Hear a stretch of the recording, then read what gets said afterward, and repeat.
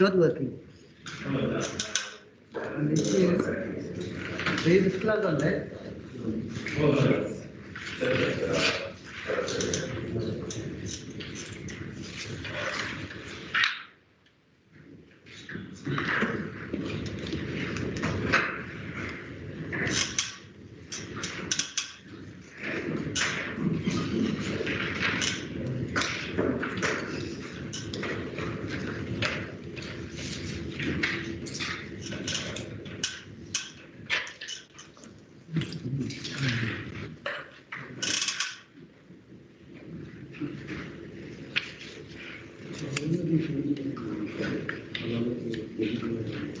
It's a take an hour. He said I can run as long. Oh, okay. as I need, because there's no hurry. No. But I tried to keep it down, but I had a hard time. Yeah, it's, no, I was actually asking a lot of people in South Africa. Yeah, no, Otherwise, I'm fine.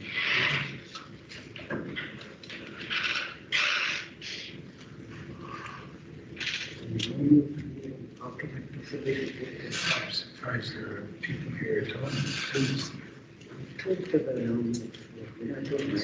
such a tragedy, this virus, in so many ways. I was just saying, I talk about it now. I talk about it school. Yes, yes. I mean, some people will remember the Bible. Oh, God. I don't know how many readings and meditations. He invented- I was 6 months. Yes. I was teaching. He invented a lot of things.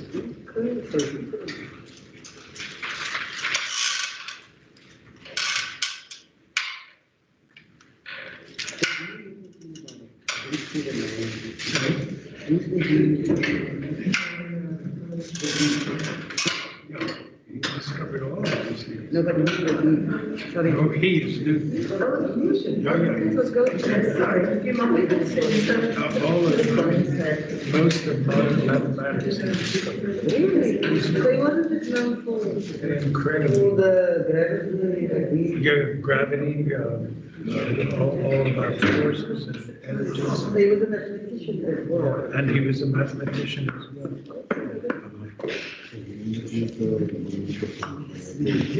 Okay. Okay. Thanks. I'm just going to borrow. But maybe you can. Oh, sure. I just want to borrow it if you don't mind. Not at I'm not least. going to stand off. So I'll just- Okay, let me, Oh, okay, let me roll. it's off, I'll turn it back. There.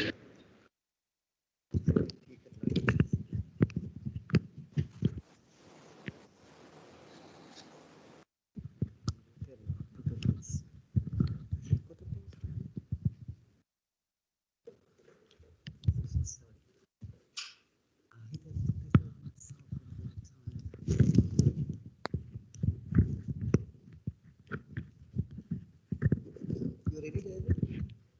Are you ready to start? Yes.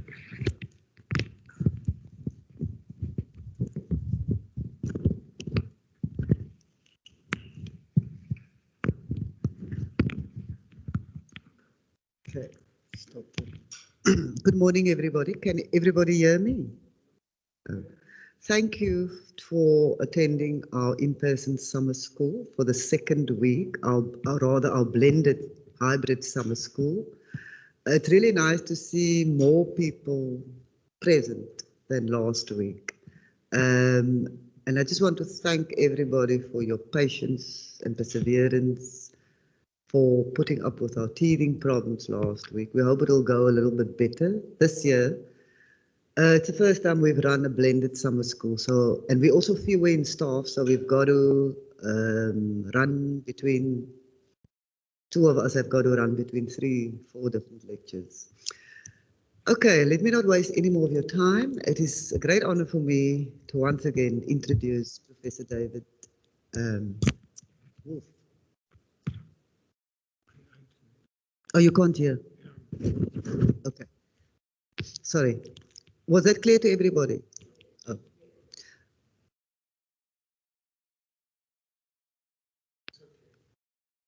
It's a great honor for me to introduce Professor David Wolf. who has been a lecturer here at summer school for as long as I've been here, and I think even longer.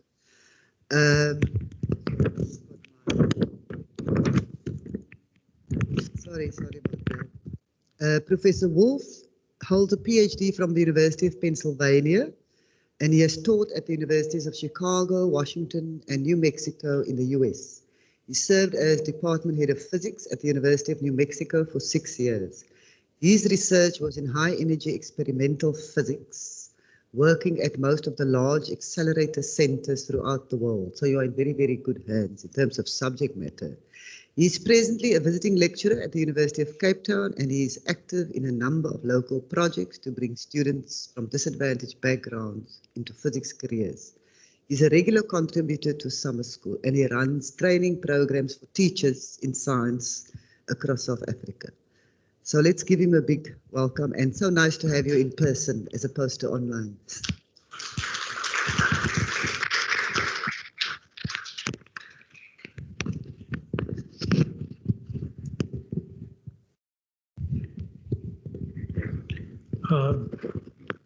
Thank you.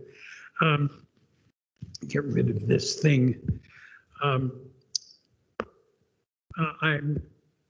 happy to be back in Cape Town. I'm especially happy that it's summertime. And I'm very grateful to you brave souls who are willing to come and hear about the history of science and in such difficult times. I want to talk about people who have made an enormous impact on the way we live today. Some of whom are well known, some of whom less well known, but people who have made huge changes in the way that human beings live. So today will be Isaac Newton. And according to many of the history of science, scholars, of the historians of science, there have been 3 spectacular names in the history of what's called natural science or physics and chemistry that stand out above all others. And those 3 are the Greek Archimedes, the Briton Isaac Newton, and German-American Albert Einstein. And there are many avuncular stories, certainly about Archimedes running naked out of his bath screaming Eureka, or of Einstein with his floppy gray hair and his dislike of wearing socks. But there are no such stories about Isaac Newton. He is, as I hope you will understand after today, a supreme genius, but a bitter, bitter foe. He was regarded as a Christian heretic because he believed in a version of Christianity that had been declared heresy back in the 5th century, which he kept secret his whole life. He was called the plagiarist by some of his enemies, but he has never been considered in any way a nice person. Nothing that is ever written about him, however, can detract from the fact that he is one of the greatest scientific geniuses of all time. The impact of his thought on succeeding generations, on much of of the Enlightenment of the 18th century, of liberal political theory, of modern technology, all of which really comes originally from either directly from his thought or from people that he influenced. So I think Isaac Newton must be regarded as one of the greatest historical figures of all times. He was born on Christmas Day in the year 1642. Now that's Christmas Day by the old Julian calendar, which Britain was using during his lifetime. Under the present Gregorian calendar, that's something like the 5th of January. He was born in the county of Lincolnshire, in a small town called Woolsthorpe, which is about 7 miles south of the larger city of Grantham, which some of you will know was the birthplace of Margaret Thatcher. His father died a few months before he was born. It makes him what people call a posthumous child.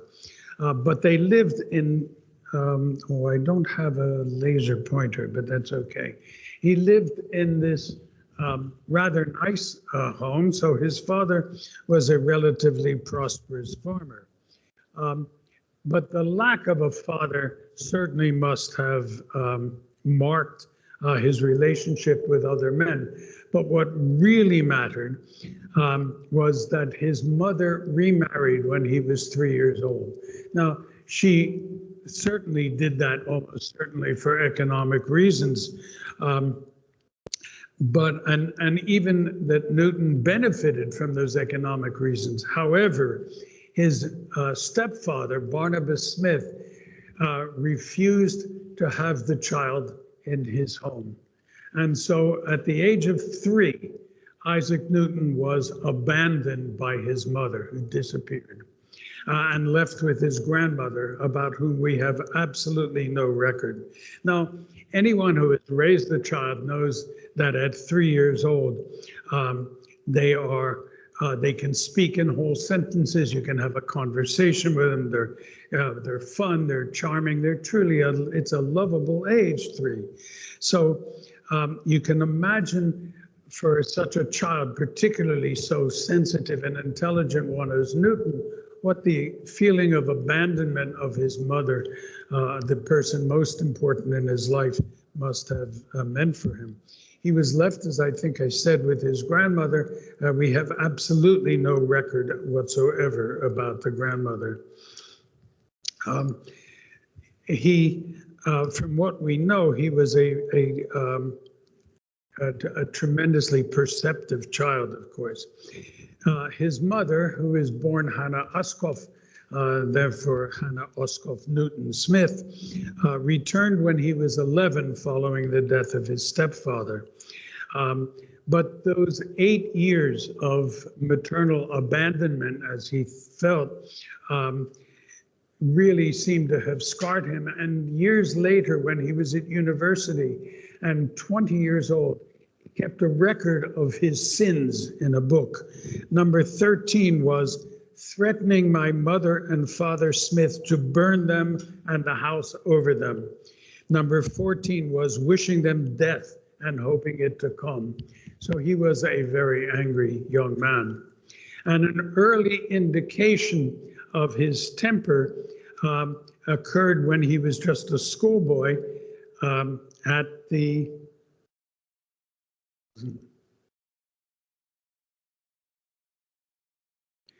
Grantham Grammar School, which is still standing. This is the school he went to. He was being bullied by a boy who was bigger than he was. This has become a very famous incident in his life. He fought with this boy and beat him into the ground, and then picked him up and dragged him to the stone wall of the church and rubbed his face and nose raw, bloody against the stones.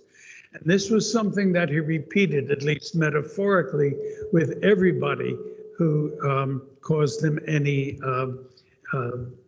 anger, so that he lashed out in many ways to many people. Now, he went to Cambridge University, but in the years 1665 and 66, the bubonic plague returned to England, and so Newton and everybody left Cambridge, and he went back to his home in Lincolnshire for those 2 years. These are years that scholars call in Latin his miracle years, his anni mirabilis.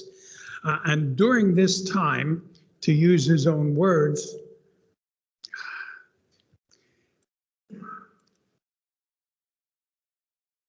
he did the following. Something is wrong with my slides. I'm sorry. I have my the rest of them did not come up.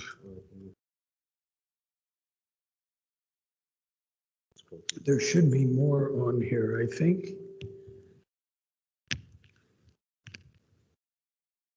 Well, I'll read it out anyway, even if it doesn't show. What he had done, which should be on this slide, is the rule for reducing any dignity of any binomial into such a series. And in November, I had the direct method of fluxions, and in January, I had the theory of colors, and in May following, I had entrance into the inverse method of fluxions.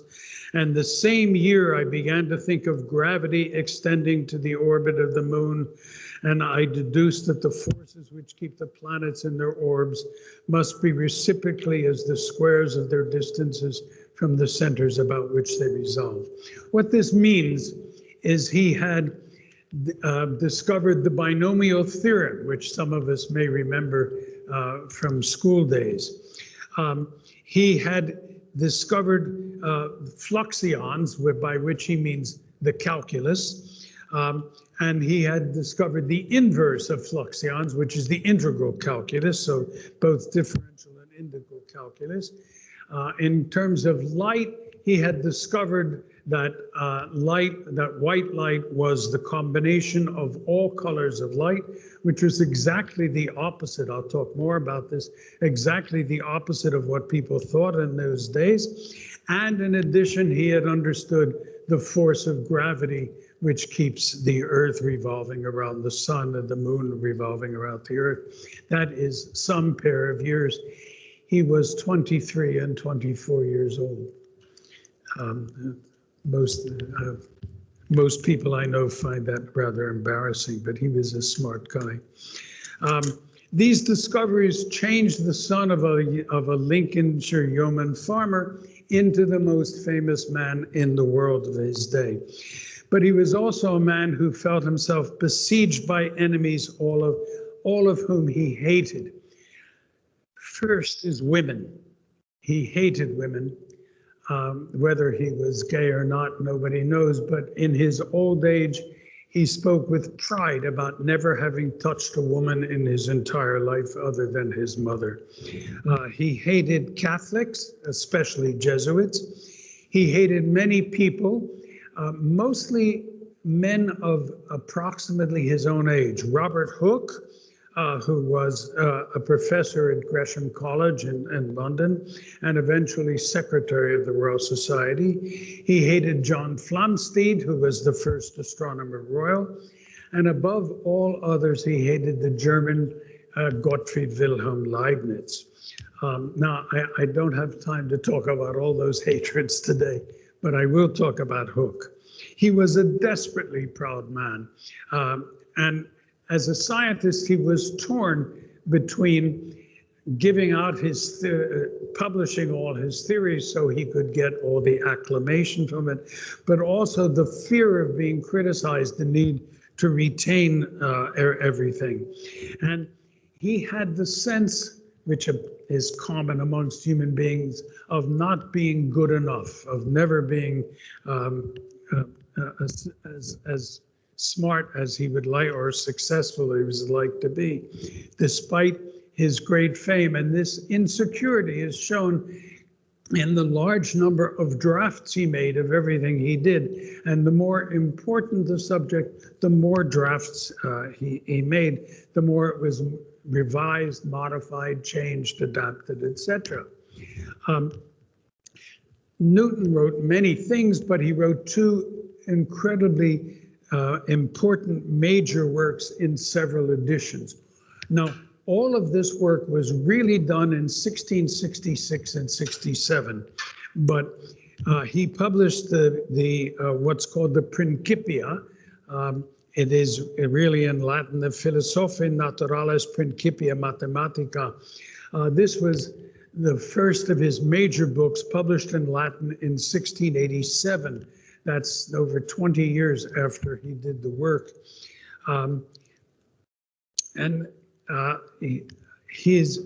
That was published in Latin, and as I will talk about a lot later on, it was a very obscure and difficult to understand book, which he did on purpose.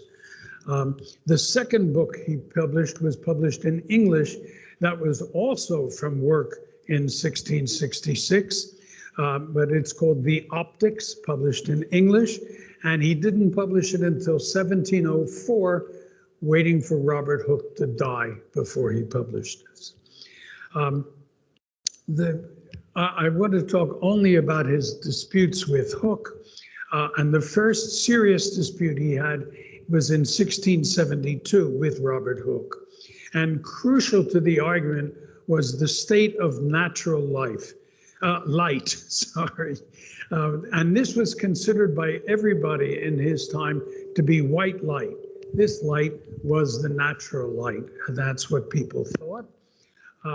The colors of the spectrum, when you put light through a prism, was thought to be due to the fact that light became weaker and weaker depending on the color as it passed through and changed in direction, in what is called refraction, the change of direction, which in his day is called refrangible.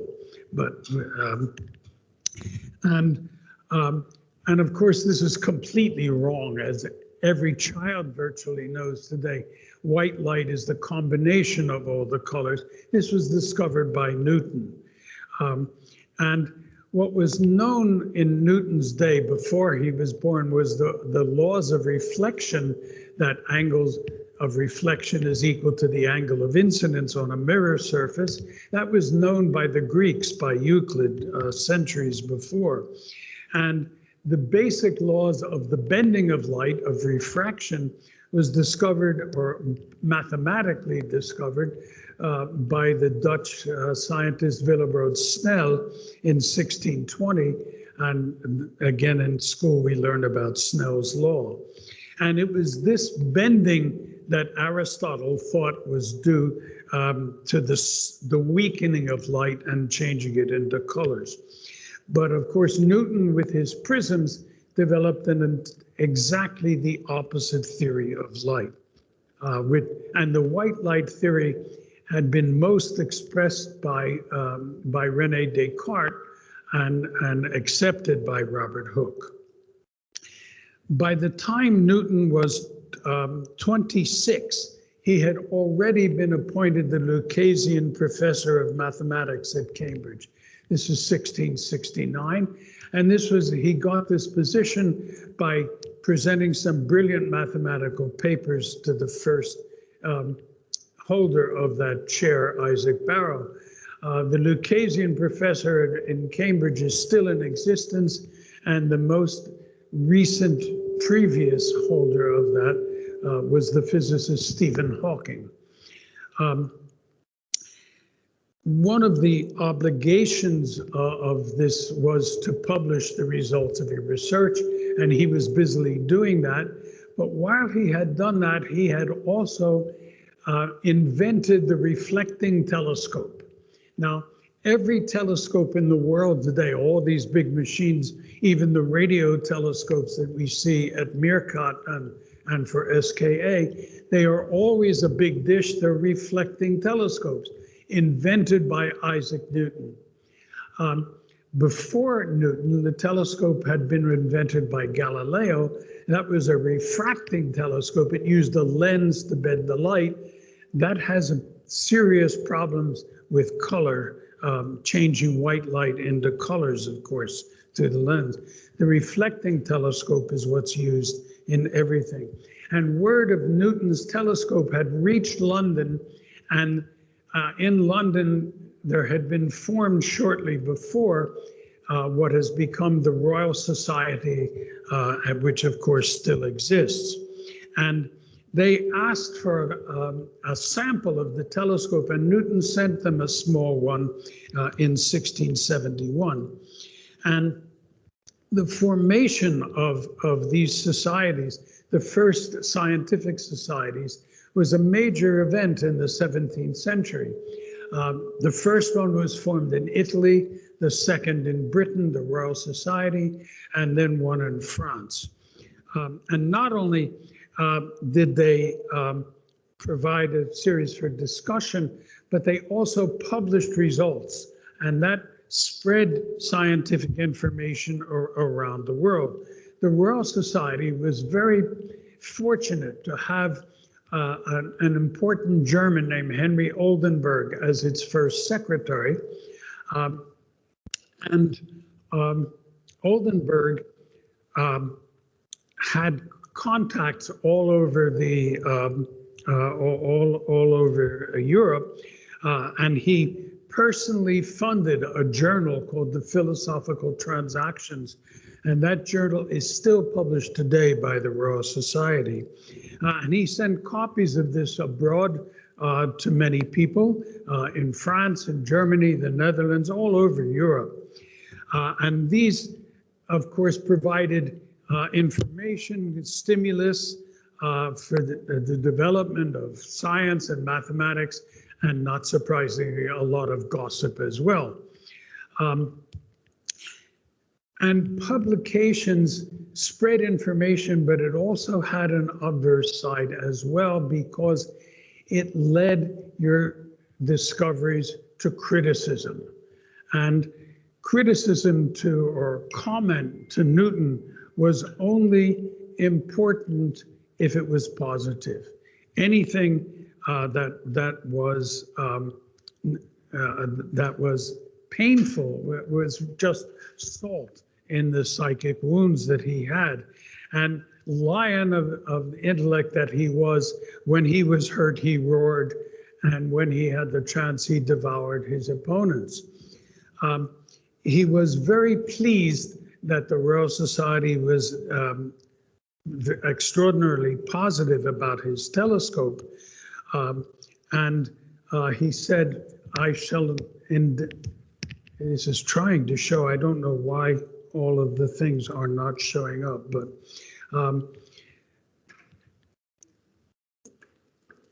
I shall endeavor to testify my gratitude by communicating what my poor and solitary endeavors can effect towards the promoting your philosophical designs.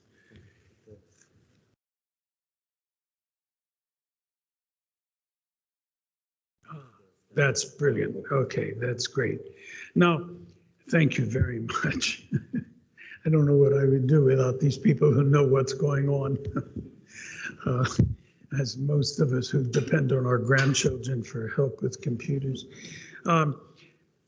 What Newton sent to Oldenburg was a letter that described his experiments with prisms in great detail. And this is what he said. He took, occasionally the sun does shine in England, and when the sun was shining, he closed the shutters in his room and he made a small round hole in the shutter to let sunlight through. There we see the sunlight coming through, and then he put it through a prism.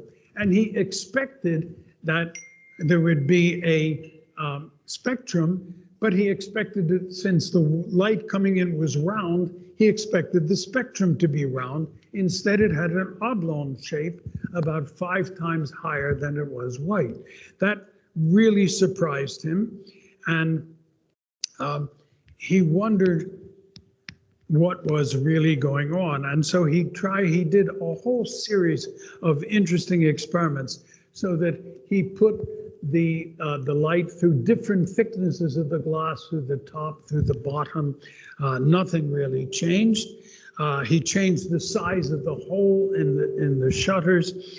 He did a whole series of different things, which I think, as having taught a lot of undergraduates, should be published for all undergraduates so they understand how you do a real scientific experiment, how you really test a hypothesis.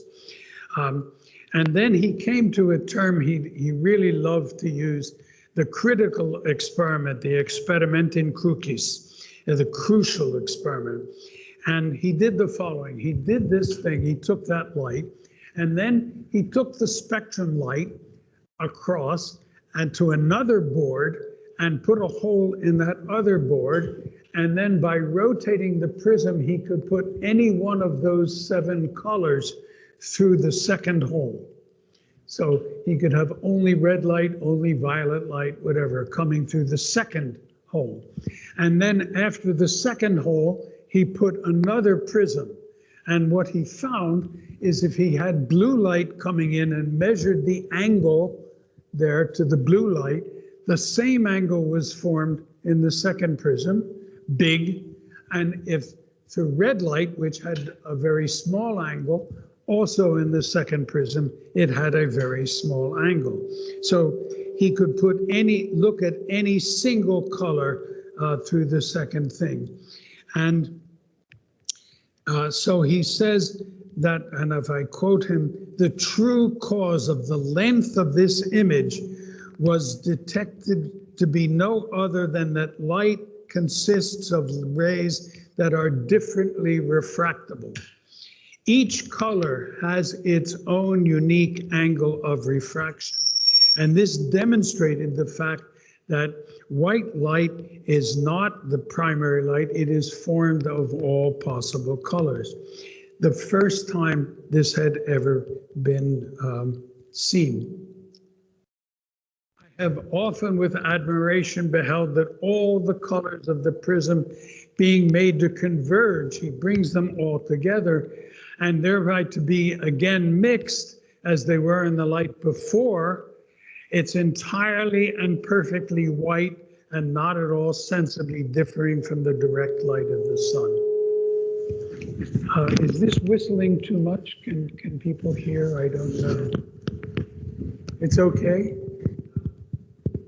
Okay. It's fine if people can hear that. Okay, so he then went on to say there are two sorts of colors, an original and simple one, and the other compounded of those. In other words, you look at green light, it's either perfectly green or it's a thank you. It's a, that's better. Yeah, okay, whatever. It's you can tell when you bend it if it's a pure green light or if it happens to be green light that's made of a combination of yellow and blue. So he sent this off to Oldenburg, and he got a reply 2 days later, which had great import in it. Oldenburg says, the reading of your discourse concerning light and colors was almost their only entertainment for that time, and I can assure you, sir, that there it was met both with a singular attention and uncommon applause. But he then goes on to say the following: I have only this to add, as the secretary did in extraordinary manner employed your great ingenuosity, a wonderful word, as well as your high degree of frankness. I like the spelling, which is why I put these up, in this matter and the communication thereof. They gave the order that for the further elucidation of the same, some of their members should leisurely consider it, that is my italics, and make those experiments you suggest and such others as they should divide. Oh boy, oh boy. What Oldenburg has invented is the process of peer review, which is now common in all of science and was not really common in science until the 19th century, but invented here by Henry Oldenburg. And the reviewers were the Bishop of Salisbury, Robert Boyle, a famous chemist, and Robert Hooke. And what may have passed for leisurely consideration for Boyle and the bishop was not true for Robert Hooke. He responded within a week, and it was characteristics of many of the exchanges that passed between these two men, because he misunderstood, Hooke misunderstood many of Newton's arguments, and he claimed he had already done many of the experiments. Robert Hooke was born on the Isle of Wight in 1635, so he was 7 years older than Newton, and he died in 1703.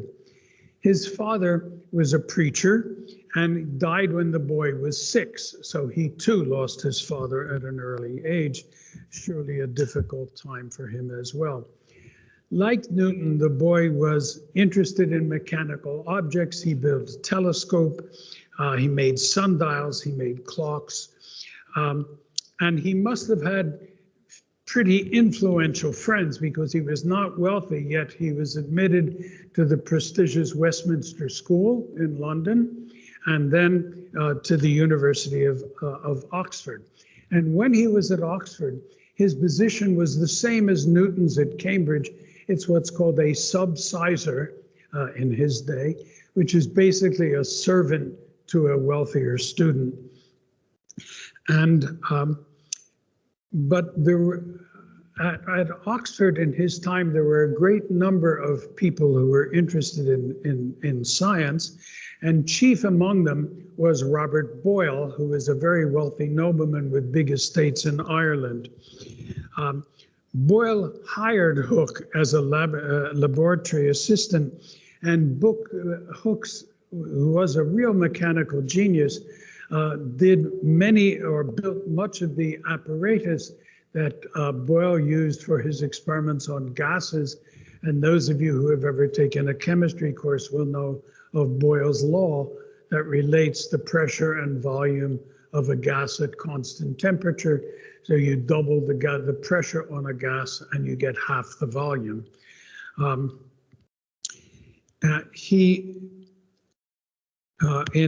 He was also appointed as the director of experiments for the Royal Society in London. And that job meant that every week when they had meetings, he had to present and do some various experiments. And within a year, he was elected a fellow of the Royal Society. So this was already by 1665. So he was a well-known scientist by the time Newton was just entering Cambridge. He was also a superb draftsman, and he had a microscope, the microscope having been invented, and he made drawings of the things he saw. Here is his drawing of a flea that he saw, which is really quite remarkable. He actually made that picture. So he published this book, Micrographia, which is a splendid work and really established him as one of the leading scientists of his day. He was also an engineer and an architect, and he worked together with Christopher Wren in the rebuilding of London after the Great Fire of 1666. And this tragic event, of course, led to the creation of so many famous, beautiful churches in London today, including St. Paul's Cathedral, and these things that still exist. And it had the benefit of burning up most of the rats who carried the bubonic plague. We don't know what Hooke looked like, and that's unusual because there are portraits of almost all of the members of the Royal Society in his time. And there was such a portrait, as attested by many people, hung in the halls of the Royal Society. However, the Royal Society moved its headquarters in 1704. And in 1704, the president of the Royal Society was one Isaac Newton, who hated Robert Hooke. And somehow or other, the portrait of Hooke has disappeared. Nevertheless, we have word descriptions of him from one of his friends, so-called, John Aubrey. Aubrey himself was a very interesting character that you might want to read about at some point. Oh boy. He was a bit of a bon vivant and a man who spent much more money than he ever had. And Hooke was what is known as a friend indeed, because when the bailiffs were out to get Aubrey, Hooke hid him in the basement of the Royal Society. But nonetheless, he described Hooke something crooked, pale-faced, and his face but a little below. His head is large, his eye is not quite a polite thing. And also another friend, Robert Waller, he was but despicable, being very crooked. He was an intellectual butterfly, flitting from project to project. Newton had promised a rapid reply to Hooke's comments, but it wasn't rapid. Nonetheless, and I need to skip because I'm well behind time here, I can see.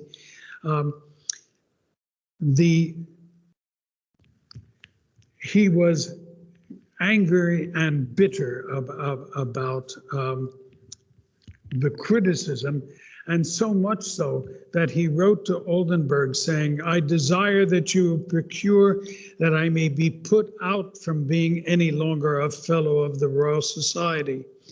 For though I honor that body, yet since I see that I shall neither profit them, nor by reason of this distance from Cambridge to London, can partake of the advantage of their assemblies, I desire to withdraw." So wounded, he wanted to quit.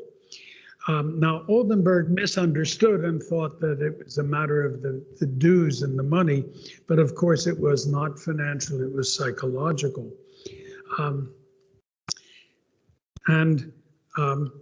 Oldenburg's reply has been lost, but it was calming enough so that Newton remained in the society.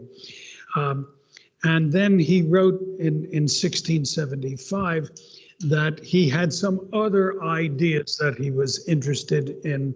If you command me when you think it convenient, I will send them.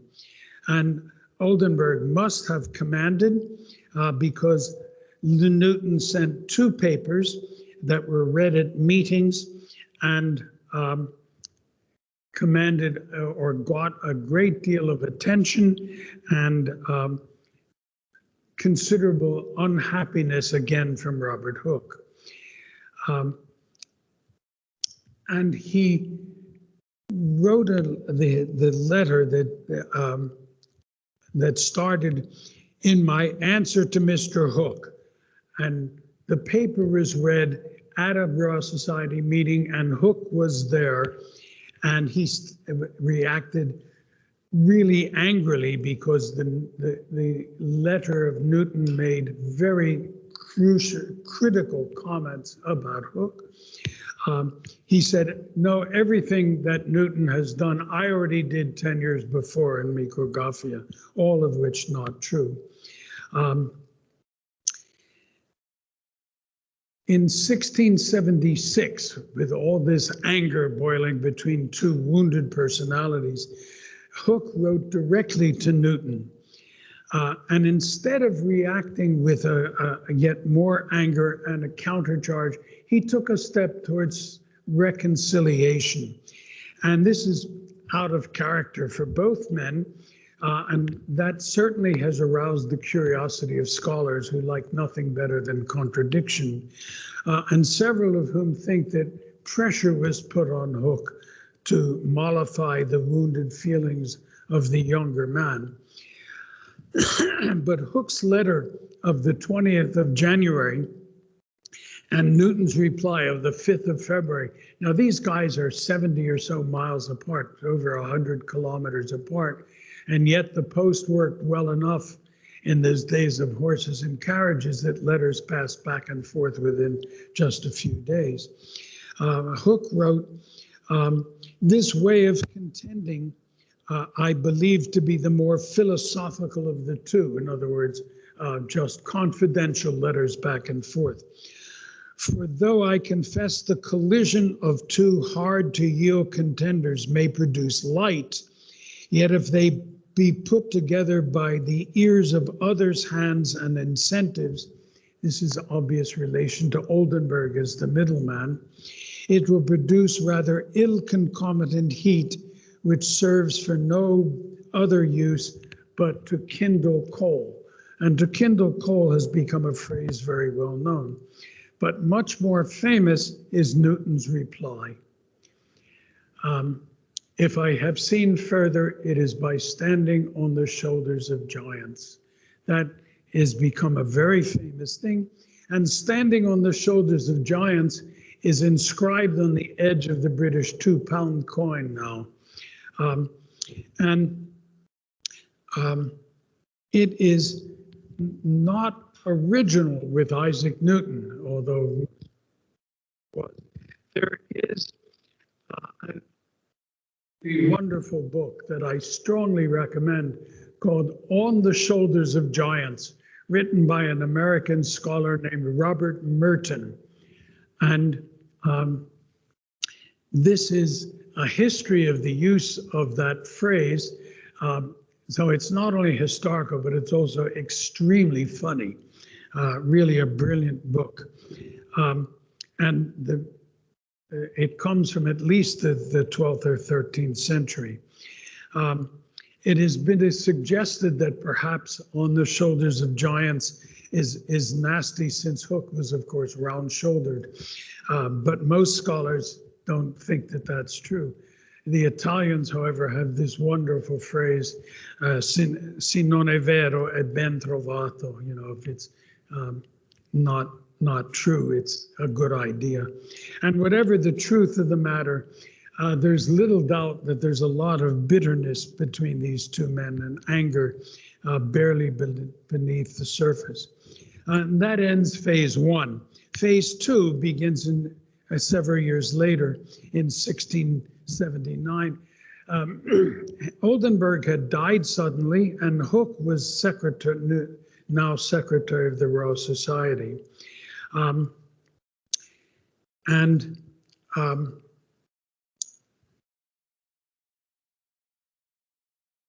In his role as secretary, Hooke sent a letter to Newton on the 24th of November in 1679, which he calls "This Present Scribble." And we don't know why he did this, because he's never recorded why, but he asks Newton to please do communicate your letter, by letter, your objections against any hypothesis or opinion of mine. This is about gravity now, not about light. And particularly, if you will let me know your thoughts of that and compounding celestial motions of the planets of a direct moment by an attractive motion toward the central body.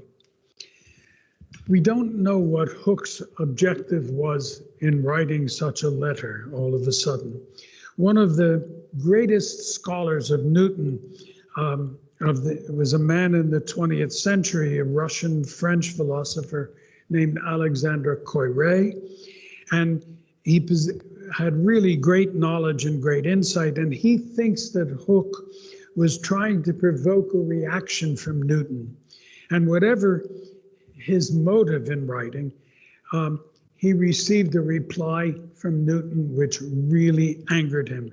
And so angry that he violated his promise to Newton to keep the correspondence secret and immediately read out Newton's letter to the Royal Society. And it was an extremely important letter because in it, Newton made an error. And it's the only known public error that Newton ever made. And it's a tiny error, but it is an error nonetheless. Now, in his book, Two New Sciences, Galileo tells us that imagine a ship traveling at a constant speed through very calm waters. And there's a sailor at the top of the mast. And that sailor drops a knife from the top of the mast. Where will it land? And Galileo says it'll land at the foot of the mast, because it doesn't matter if the ship is at rest or if it's moving at constant speed. Now, that is true, of course, if you're moving at constant speed in a straight line. But on the surface of the Earth, you're not moving in a straight line, you're moving in a circle, because the Earth is rotating and the Earth is round. And the Earth is rotating from west to east. and the knife has to keep up with the Earth's rotation. And so if it's a sufficiently tall mast, the object will fall to the east in front of the mast, because at the top it's traveling faster than it is at the bottom. Okay? And that's what Newton says. And he says it will fall to the east of the perpendicular in a spiral, and goes on to suggest an experiment to demonstrate this. And the error is in the word spiral. And Hooke, who was clever enough, knew that and wasted no time in publicly correcting Newton. He points out that the curve is not a spiral, but it's an ellipsoid, whatever that is. And then he writes to Newton, I fear that I have already trespassed too much upon your useful thoughts with these impertinences. Oh boy, rubbing salt into the wound. Newton did not receive this in anything like an amicable mood. So we have a battle of narcissistic personalities in the extreme. And like Narcissus, Newton could withdraw into a world where he considered only his own reflection. Throughout his life, he always threatened to withhold publication of any object, keeping them only for himself. Neither of these men, Newton, the supreme genius, or Hooke, a great natural intuitive thinker, could bear to be proven wrong.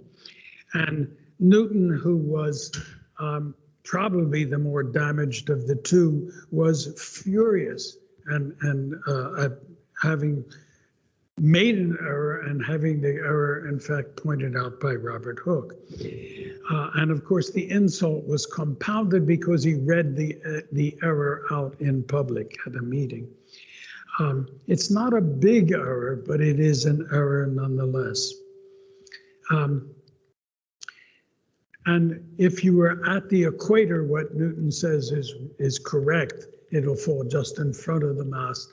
But if it's at the latitude of Britain, it falls a little bit to the south of the mast as well. Not a big deal. There are 4 ostensibly polite but truly venomous letters passed between the two men towards the end of 1679.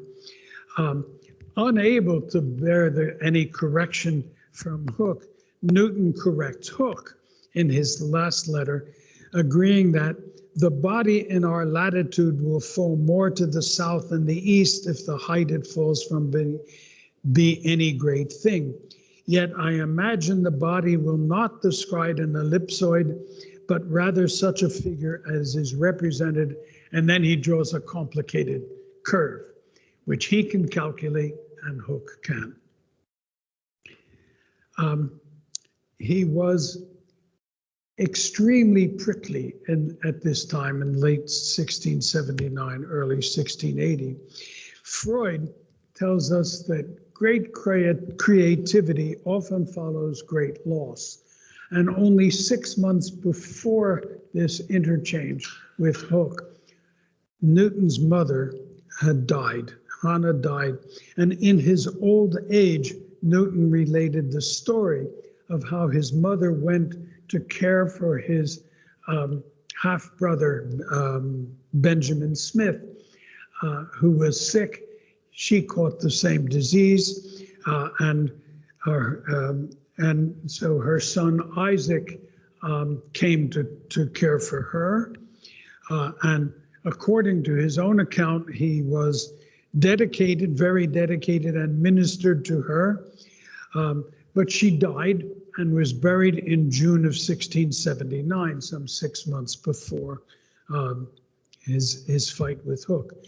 And these nursing duties, plus all the legal settling of her estate, kept him in Lincolnshire for the longest time since the plague years of 1665 and 6. During the 12 years between his return to Cambridge in those plague and his mother's death, he only went home for short visits 3 times.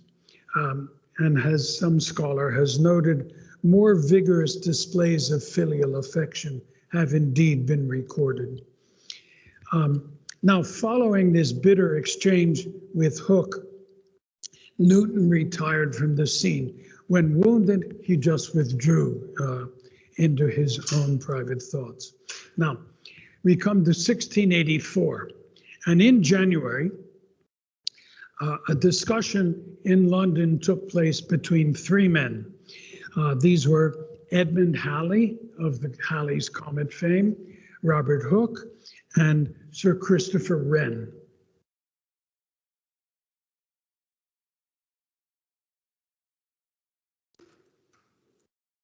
Here's a picture of Halley, much younger, or 15 years, 14 years younger than. During this conversation, all 3 men, that the force of gravity, what we call now the force of gravity, between the sun and planets must vary inversely as the square of the distance. What that means, of course, is that if you double the distance to a planet, you get 1/4 of the force, triple the distance, 1/9, quadruple the distance, 1/16, etc. The problem was everybody, they all believed this, but they couldn't prove it. Hooke, in his own marvelously lying way, said he could do this, but he was keeping it secret until everybody understood how important the proof was. This is, of course, complete rubbish. And Wren, who was a very wealthy man, knew it. And so he offered the prize of a valuable book to anybody who could give him a proof within the next 2 months. And nobody could. And Halley waited more than 2 months. He waited 7 months, but he went up to Cambridge and he talked to Newton. And he asked Newton what he thought the curve would be that would be described by the planets, supposing that the force of attraction toward the sun to be reciprocal to the squares of their distance from it. Sir Isaac, he wasn't, this was written, he was a sir, but he wasn't at the time, replied immediately that it would be an ellipsis. The Dr. Halley, struck with joy and amazement, asked him how he knew it. Why, saith he, I have calculated it. Whereupon Dr. Halley asked him for his calculation without any further delay, and Sir Isaac looked amongst his papers, but could not find it, but promised to renew it and then send it to him. And could not find it is absolute rubbish. There was not the slightest chance that so suspicious a character as Newton would give anything as valuable as that calculation to a stranger like Edmund Halley. However, in November of that year, Halley received not a simple calculation, but a sophisticated short book called in Latin De Moto Corporum in Gyrum, or On the Motion of Bodies in an Orbit. And in it, Newton showed how to create all 3 of Kepler's laws of motion, of planetary motion, and it hinted at even a more complete theory of gravity and of dynamics, the study of motion and the forces that cause them. Halley was a very intelligent man. He did not wait any time at all, but took an immediate coach up to Cambridge because what he had in his hands was a revolution in celestial dynamics. Excuse me.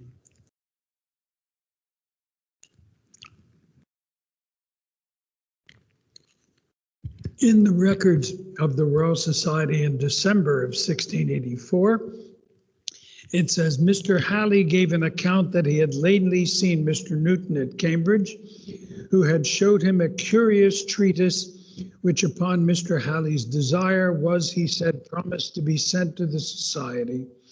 Mr. Halley was to put Mr. Newton in mind of his promise for the securing his invention. When Newton was deeply engaged in a project, which was true for most of his first 50 years, he was just in enough. Contemporary evidence shows that he did not eat. He could work 36 hours at a stretch without sleeping, and he did essentially nothing else but work. Between 1684 and the middle of 1686, he produced this masterpiece, the Principia. He invented the term centripetal acceleration. He derived the formula for it. He equated the centripetal force causing the motion of the elliptical motion of planets to his formula for gravity. And in April of that year, 1686, Halley told the Royal Society he had this book from Newton, and the Society ordered that the book be printed, be published. And Halley, who was secretary of the Society or clerk of the Society at that time, got himself appointed as publisher and even promised to pay for the publication at his own pocket. And so in a letter in May of 1686, Halley wrote to Newton to inform him of the Society's decision, and it had this paragraph in it. One thing more that I ought to inform you of, namely, Mr. Hooke has some pretensions upon the invention of the rule of the decoy. Oh boy, he says you had the notion from him.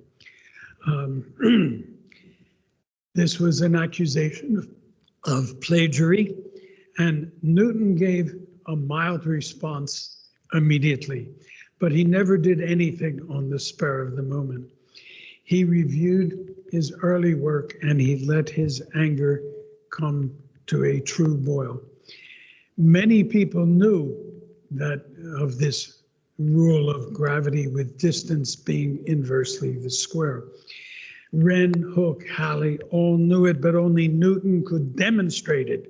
Only Newton could prove it. Forever thereafter, he implied that Hooke was not a sufficiently good mathematician to have been able to demonstrate anything. He did everything but call Hooke stupid. And he wrote a long letter. In fact, even the postscript took 3 pages. And he wrote as telling quote, he has done nothing and yet written in such a way as if he knew and had sufficiently hinted all, but remained to be determined by the drudgery of calculations and observations, excusing himself from that labor by reason of his other business, whereas he should rather have excused himself by reason of his inability. Not the most polite of responses. Newton was not the only one, actually, to hold a low opinion of Hooke's mathematical ability. Christian Huygens, a very famous Dutch scientist of the time, also said that about Hooke, he understands no geometry at all, makes himself ridiculous by his boasting. Newton fulminates at Hooke, of course, throughout the letter, and he threatens Halley that he's going to withhold book 3 of the Principia. Halley, of course, fires back a letter immediately, full of soothing words. He checked with Christopher Wren. He said that, of course, Hooke could not. Wren agreed that Hooke had no mathematical ability, and he begs Newton not to suppress anything. He writes, I hope you will see cause to alter your former resolution of suppressing your 3rd book, there being nothing which you have compiled therein, which the learned world will not be concerned to have concealed. And he must have been quite successful in putting some oil on troubled waters, because Newton did in fact include book 3. And he even wrote in the Principia the comment as our countrymen Wren, Halley, and Hooke have also severally concluded. The only mention of Hooke in a book of hundreds of pages, a rather grudging one. Halley, who is a very diplomatic man, changed the order of names and put his own last. Newton, this is now 1687, Newton was still furious at having made an error 9 years earlier, back in 1679, 8 years earlier, and he was furious that he had been caught out, still angry.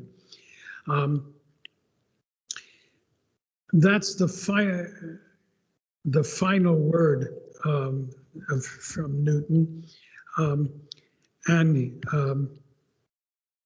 He even refers in his writings to Halley to a letter that he published that he wrote to Hooke in 1673.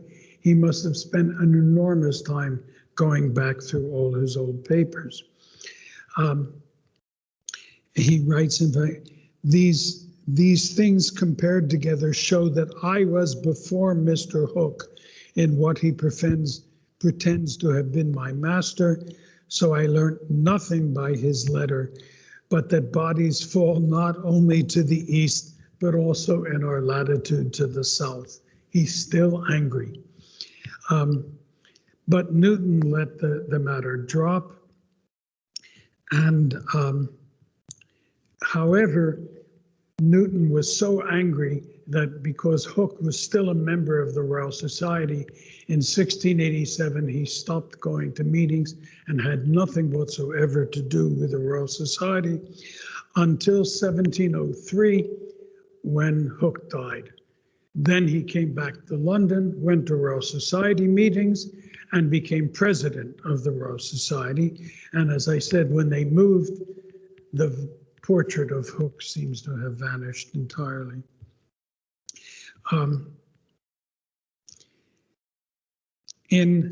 Back in 1687, Halley writes to Newton, I have at length brought your book to an end. I intend the price of them bound in cat's leather to be 9 shillings. That's a fairly serious amount of money in those days. And then, and so there is the book printed. If you look under imprimatur, is the president of the Royal Society, is one Samuel Pepys, a rather famous man in his own right.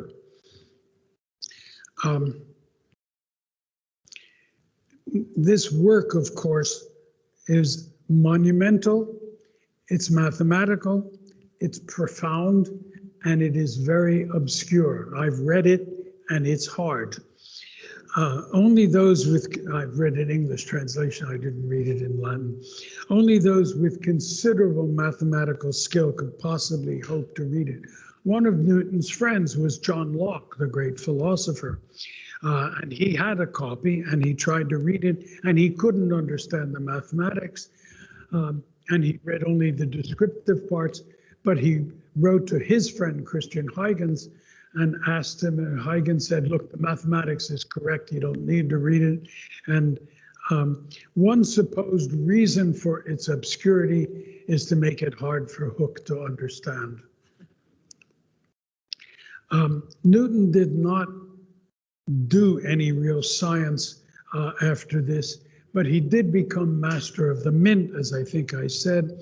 He had a great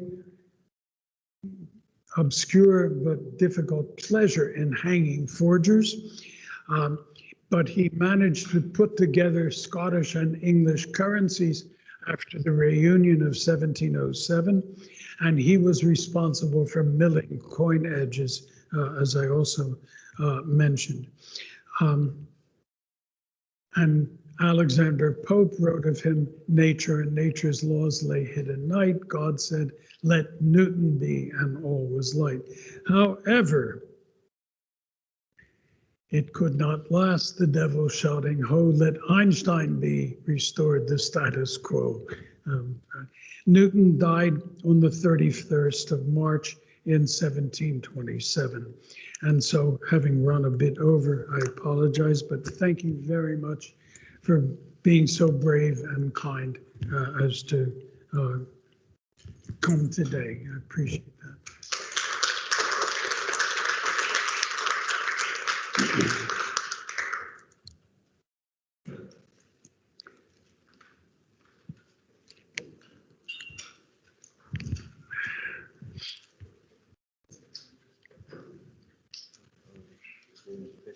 Yeah, I mean, we can turn off now.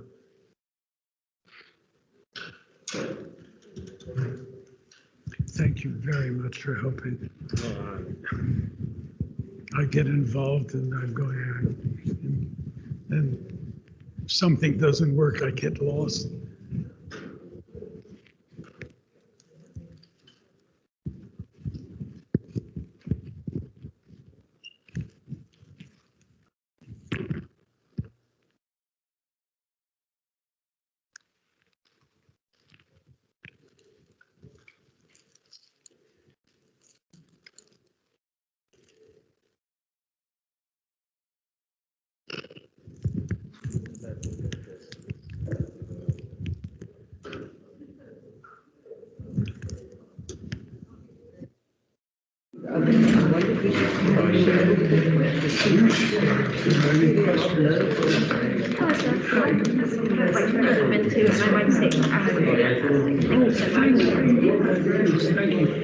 I'm so impressed to have somebody who is not retired.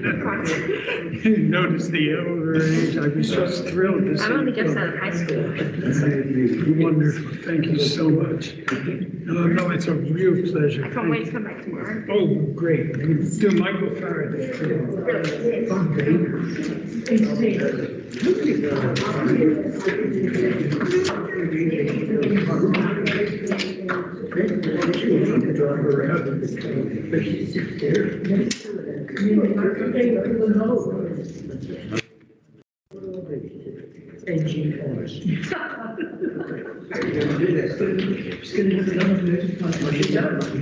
Oh, yeah, so that they can hear me.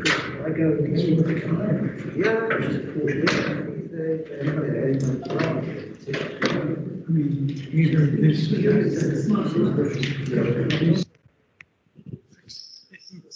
Thank you. If anyone has questions online, please type them in the chat, and I don't know in the audience if anyone still has any questions, we can.